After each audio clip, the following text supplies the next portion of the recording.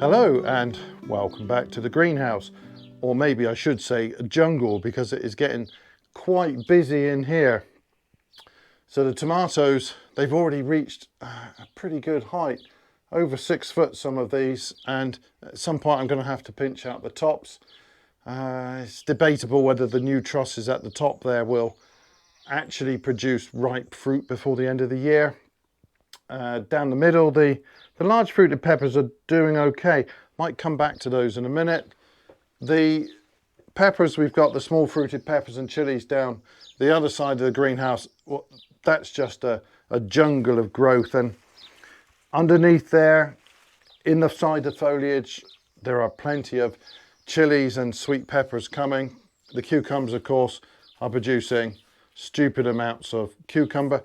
Really tasty actually this year. This is, I think, at least the third time I've grown this variety, but for some reason this year they are particularly tasty. But anyway, it's not going to be a long video today. I've just got a couple of jobs to do. This all needs tidying up. I've neglected it slightly, to be honest. It could have done with a bit of pinching out and tying in, a bit of pruning a couple of weeks ago. You don't have to leave the tomatoes for too long before they turn into a bit of a mess. Never mind, it's not a big job to sort out. Down the bottom of the tomatoes, I'm going to remove some of the lower leaves. Something I could have done, I suppose, any time in the last few weeks, but now's a pretty good time to be doing it. And those lower leaves, when they get old, they get tired, they're more yellow than green, they're a bit spotty. They're not very healthy and productive leaves. They're not really contributing much to the plant, so there's no point keeping them there. And if I remove them, I'm going to vastly improve the ventilation, the airflow around the plant. I'm going to expose those lower trusses of fruit. So that's one job. And I also thought I'd take a quick look at the plants that I treated at the back of the greenhouse here. And I treated those for what was most likely magnesium deficiency, and they've responded to the treatment with Epsom salts, so I'm guessing that was the cause. Of course, I also gave them a little bit of organic seaweed based feed, and that seems to have helped overall. So I think maybe we'll start just review the progress of those plants. So if we start with the bad, this is one of the leaves that was quite badly affected, and you can see that they'd got far enough to be quite badly damaged. In fact, that's decay on that. That is not nice. I need to get rid of that. That's a little bit of grey mould on there. I don't want that. So these leaves are not good, and I will remove these.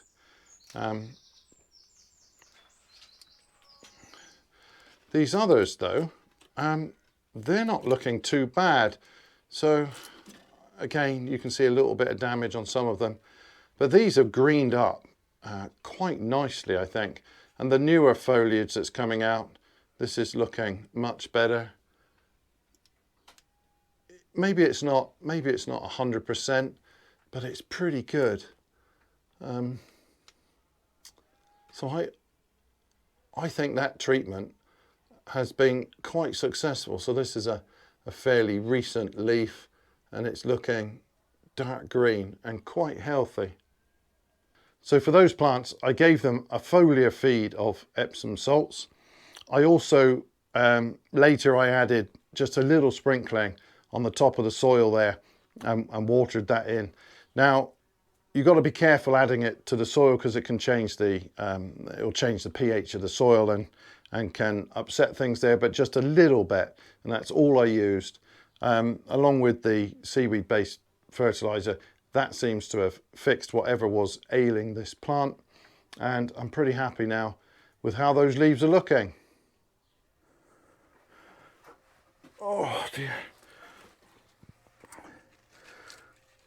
So these old curled up leaves here, they're quite yellow. They're not really doing a lot, so I'm going to remove some of these, not all of them of course. Some people go completely mad at this, and Just removed far too much. Oh crikey, now I am going to remove that. That is a huge side shoot that I've missed, and it's quite easy to do that, sneaking up the back there. I'm just being a little bit careful. It would not be the first time that I've accidentally cut off a truss of fruit instead of the excess leaves. So where are these attached? Right, that's there. So that's quite a nice truss there. As often happens with some of these old varieties, they're a little bit wonky. I was just looking on the bottom of that because there's no, I was a little bit afraid that we had a little bit of blossom end rot here, but it's not that. It's just a little bit of scabby muck from the blossom end. Now these are absolutely fine. Probably not much more than that. Maybe one more there. Yeah, that's not bad. Actually, this set of leaves at the back, that's not doing a lot either. Depends on the state of the leaves. I don't think anything much is going to happen here. I'm going to take that off.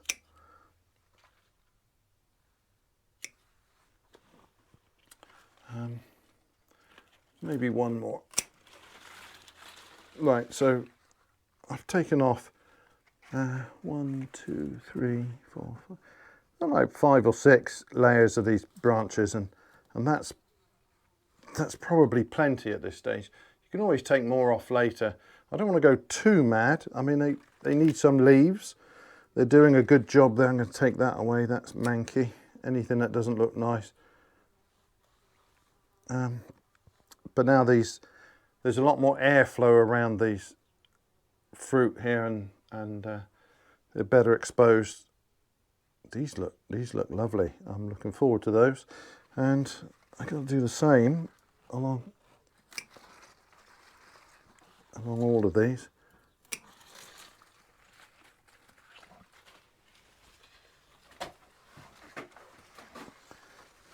There's not a huge amount of room in the greenhouse here for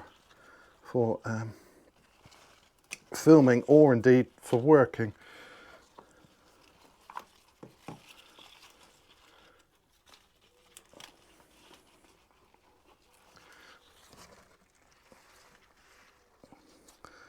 So these are growing from the end of that truss actually, so I'm gonna take them off. We don't need them.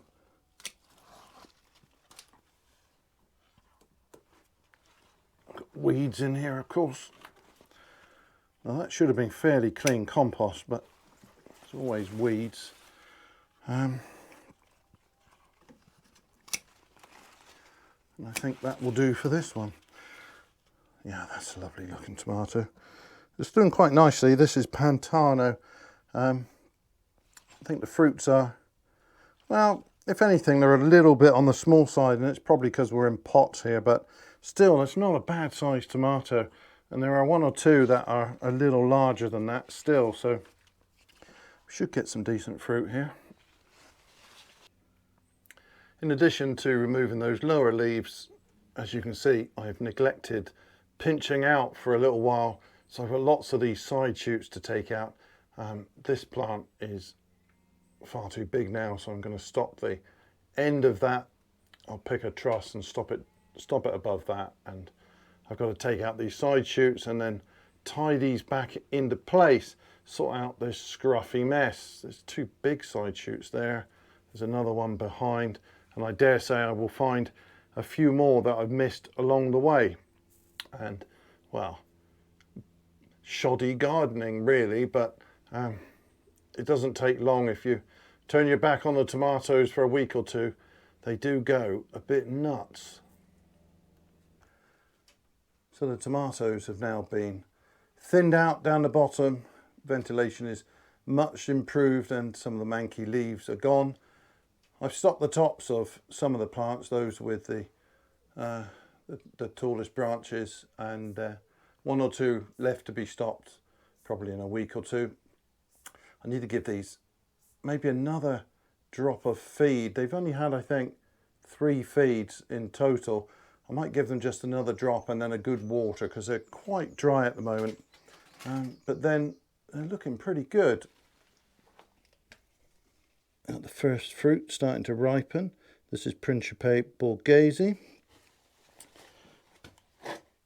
And hiding in the back here, a very small Costoluto Fiorentino. In fact, although there's quite a lot of fruit on this truss, I think only a couple of them are reasonable size. Now, this is a nice variety. It's a reasonable tasting variety, but it's not one of my favourites, and I tend not to get particularly impressive results from it. However, these are remarkably small fruit, and you can see these are starting to colour up, so I'm not really expecting them to get that much larger, which is a pity. And it may be because they're in pots, or maybe this variety is not great for pot culture actually. I don't know, but I think maybe next year we'll try a different variety.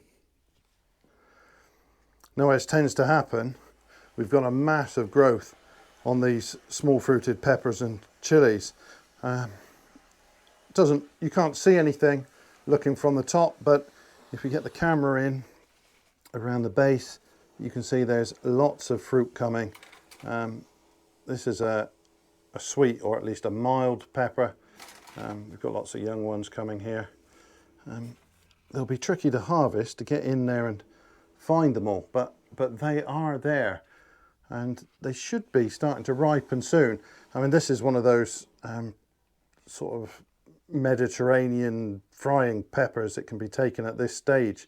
Actually, as soon as the fruit is mature, it doesn't need to ripen to red at all, but some of these we will want to actually ripen up. So in here we've got some young Frigitellos. These have got a bit of growing to do. They're a much bigger pepper than that ordinarily, so I think these need at least a few more weeks of growing. Again, it's one that can be taken green, but I think we'll probably leave most of these until they're red. And here I've got some nice Padron peppers. There's quite a few fruit in here if you can work your way through the jungle and find them. That leaf is not doing anything useful. Now, these are typically taken when they're green and they're fried in olive oil, a little bit of salt. Very nice with a cold beer. But anyway, they should be ready soon. And again, I quite like to leave some of these to ripen up. They are quite delicious then. Hiding in the back there, we've got the start of some Hungarian hot wax. Well, I am absolutely roasting in here. Of course, it was a nice overcast morning and I faffed about and left it until the sun came out. It's now clear blue skies and it is blazing hot. So I'm going to give these plants a good water and get out of the heat. So that is it for this little update. Thanks ever so much for watching, and bye for now.